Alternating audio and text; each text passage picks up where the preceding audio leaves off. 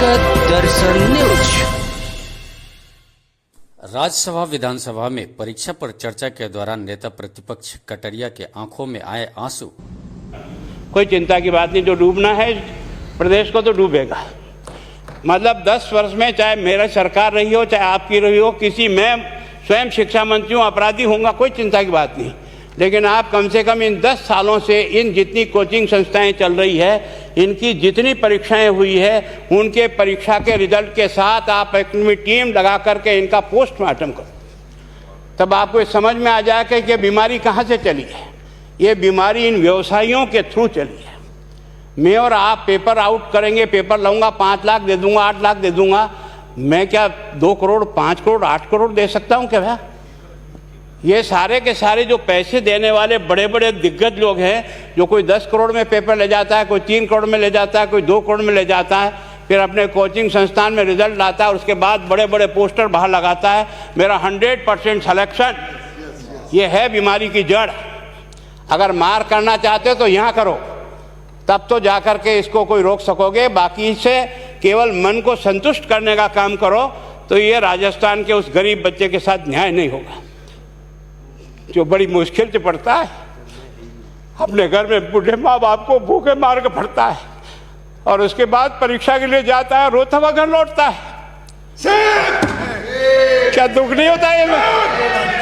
हम लोगों के मन में कोई रहम नहीं है कि आखिर उस बच्चे का क्या होगा जो अपनी बड़ी पीड़ा के साथ पढ़ रहा है। इन सारे पैसे वाले लोगों के पास में आपने सारी सरकारी नौकरियों को भेज दिया। मैं बहुत कड़वा सच बोल रहा हूँ। आज जो पिछले 8 साल में नौकरी में लगे ना, उन सब का भी पोस्टमार्टम कराओ, आपको लगेगा आधा फर्जी मामला निकलेगा। कोई है नहीं, कोई सोचने वाला है इस पर कि आखिर उसके दर्द को कौन जानेगा? है ना। जिस प्रकार से हमने परीक्षा के माध्यम से इन पैसे वाले लोगों को उतार करके सारे के सारे उन गरीबों की आशाओं के ऊपर पानी फेर दिया।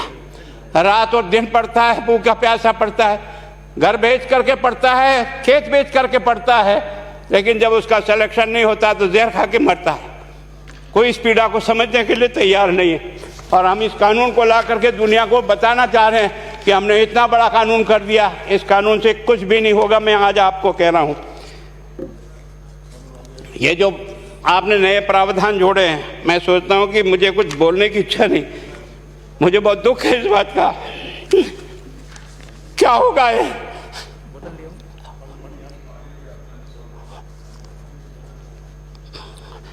किस तरह की गैंग पाल ली हमने? पानी पिला दो है ना। मैं उस दिन भी पूछा था कि मैंने कहा ये शिक्षा संकुल पे है, जिन लोगों को ड्यूटी पे लगाया, इसको लगाने वाला दोषी कौन है, जिसके कारण से पेपर जो है ना काट करके निकाल दिया। ये तो ठीक है, भाग्य हमारा अच्छा था कि सवाई माधोपुर की घटना छूट गई और एसओजी को उसमें हाथ में लग करके कुछ केस लग गया। अगर वो केस नहीं लगता तो आज आपकी सारी नौकरी पर इन सब बड़े बड़े दलालों के स्कूल में पढ़ने वाले बच्चे होते और मेरा गरीब का बच्चा अपना घर लौट के जाता। क्या दुर्भाग्य है। और इस कारण से केवल इसके लिए खुश मत हो जाओ कि हमने कानून बहुत सख्त बना दिया इसलिए अपराधी रुक जाएगा। नहीं, सिस्टम को बदलना होगा, ये परीक्षा का सिस्टम चेंज करना होगा। मैं सोचता हूँ कि क्या हम इतने अक्लमंद बैठे हैं, क्या इस व्यवस्था को चेंज नहीं कर सकते? क्या एक ही पेपर हर राजस्थान में 20 लाख बच्चों को दिया जाए? क्या इसका कोई ऑल्टरनेट नहीं हो सकता? इसका ऑल्टरनेट सोचना चाहिए कि हम परीक्षा को टुकड़े टुकड़ों में कैसे कर सकते हैं। जिले के अनुसार पेपर नहीं, एक नहीं हम 25 पेपर बना सकते हैं। कौन से सेंटर पर कौन सा पेपर जाएगा कोई तय नहीं करेगा कौन सा जाएगा, और हम जो इच्छा होगी उस सेंटर पे वो पेपर भेजेंगे। और ये जितने भी प्राइवेट कॉलेजों में आपने सेंटर बना रखे उनको बंद करो, इनको तुरंत बंद करिए एक ऑर्डर से। जितने भी सरकारी विद्यालय है और सरकारी नौकर ही एग्जामिनर बनेगा और एग्जामिनेशन करेगा, तब तो आप इसको बचा पाओगे। ताकि आप और मैं कितने भी कानून बदल कर दें, आपका वो जांच करेगा, आपका वो अधिकारी आएगा।